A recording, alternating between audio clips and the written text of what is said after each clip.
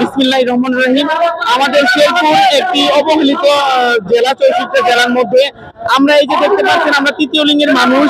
আমরা শেরপুরের এই যে অবহেলিত একটা জনগোষ্ঠী, আজকে এই যে শেরপুরের উন্নয়নের স্বার্থে, বৃহত্তর উন্নয়নের স্বার্থে আজকে আমরাও এই উন্নয়নের স্বার্থে অংশীদার হিসেবে আমরা পাশে দাঁড়িয়েছি। আমরা চাই আমাদের এই প্রাণের শেরপুরে, আমাদের এই শেরপুরে রেল লাইনের ব্যবস্থা হোক, কৃষি বিশ্ববিদ্যালয়ের ব্যবস্থা হোক, মেডিকেল বিশ্ববিদ্যালয়ের ব্যবস্থা হোক, এগুলো আমাদের প্রাণের দাবি। আজকে দেখেন, আমাদের এই অবহেলিত শেরপুরে যদি এগুলোর ব্যবস্থা হয়, আমাদের কর্মসংস্থানের ব্যবস্থা হবে।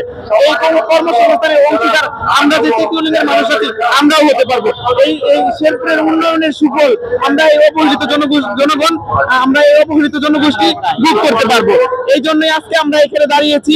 এই নাগরিক মানববন্ধনে আমরা একত্রতা প্রকাশ করেছি এবং এই মানববন্ধনে আমরা অংশগ্রহণ করেছি শেরপুরের উন্নয়নের স্বার্থে, আমাদের অবহেলিত জনগোষ্ঠীর উন্নয়নের স্বার্থে। ধন্যবাদ।